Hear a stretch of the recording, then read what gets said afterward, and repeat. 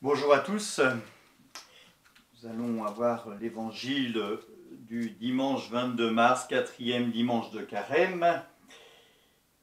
C'est la couleur liturgique violet ou rose, rose pour symboliser la joie. Alors soyons dans la joie, malgré les événements et les épreuves que nous avons endurées, il nous faut entrer dans ce chemin qui avance vers Pâques. Aussi compliqué que cela paraisse pour nous, il nous faut avancer, continuer dans notre carême, avancer avec confiance avec le Seigneur. La première lecture est la lecture du premier livre de Samuel, chapitre 16, 1b, 6, 7, 10, 13a.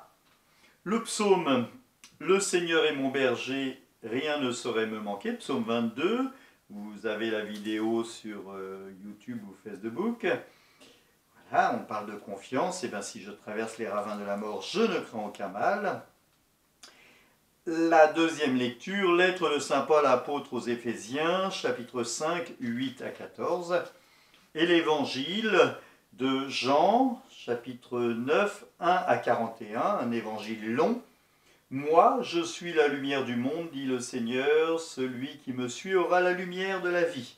C'est l'antienne de l'acclamation de l'Évangile. Évangile de Jésus-Christ selon saint Jean. Gloire à toi, Seigneur. En ce temps-là, en sortant du temple, Jésus vit sur son passage un homme aveugle de naissance. Ses disciples interrogèrent, Rabbi, qui a péché, lui ou ses parents, et pour qu'il soit né aveugle. Jésus répondit, ni lui, ni ses parents n'ont péché, mais c'est pour que les œuvres de Dieu se manifestent en lui.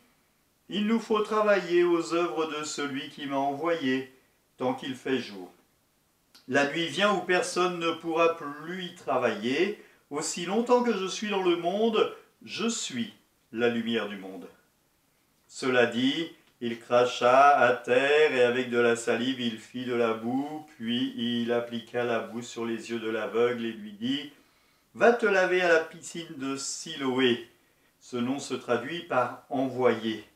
L'aveugle y alla donc et il se lava. Quand il revint, il voyait. Ses voisins et ceux qui l'avaient observé auparavant, car il était mendiant, dirent alors « N'est-ce pas celui qui se tenait là pour mendier ?» Les uns disaient « c'est lui », les autres disaient « pas du tout, c'est quelqu'un qui lui ressemble ».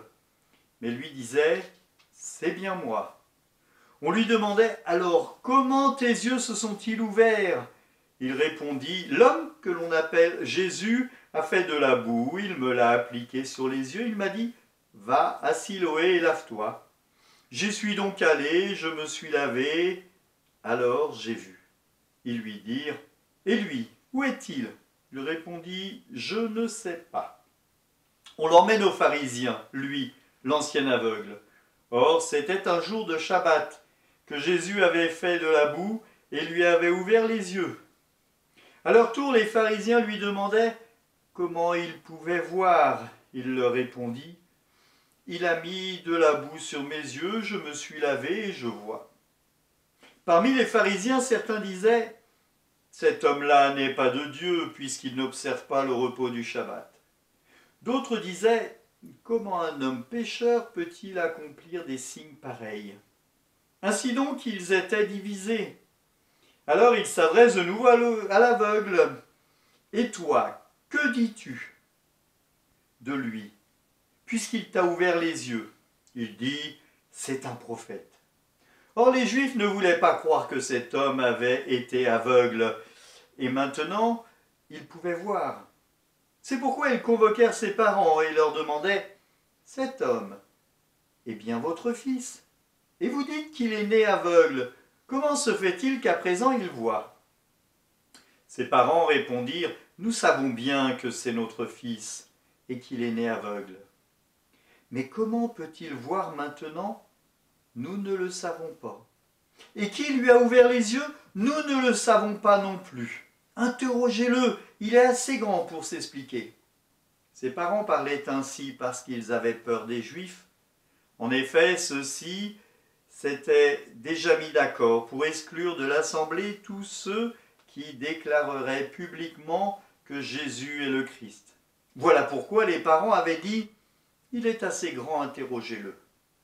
Pour la seconde fois, les pharisiens convoquèrent l'homme qui avait été aveugle et lui dirent « Rends gloire à Dieu.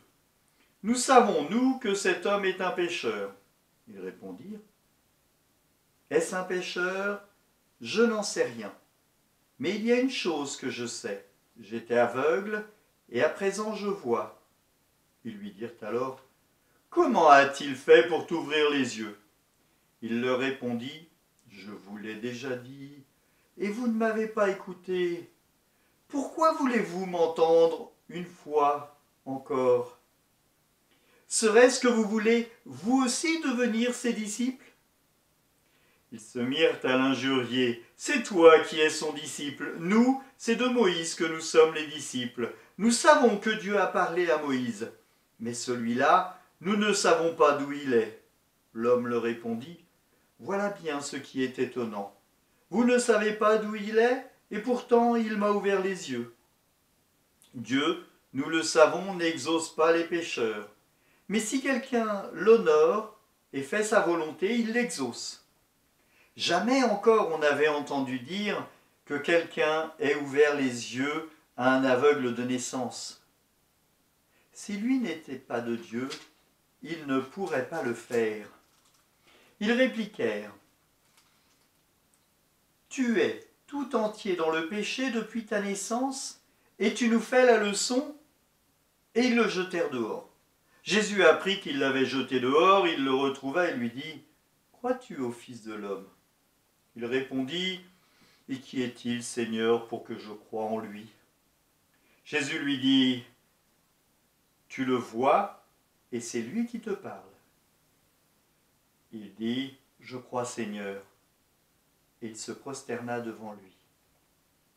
Jésus dit alors, « Je suis venu en ce monde pour rendre un jugement, que ceux qui ne voient pas puissent voir, et que ceux qui voient deviennent aveugles. » Parmi les pharisiens, ceux qui étaient avec lui entendirent les paroles et lui dirent, « Serions-nous aveugles, nous aussi ?» Jésus leur répondit, « Si vous étiez aveugles, vous n'auriez pas de péché, mais du moment que vous dites « Nous voyons », votre péché demeure. » Acclamons la parole de Dieu.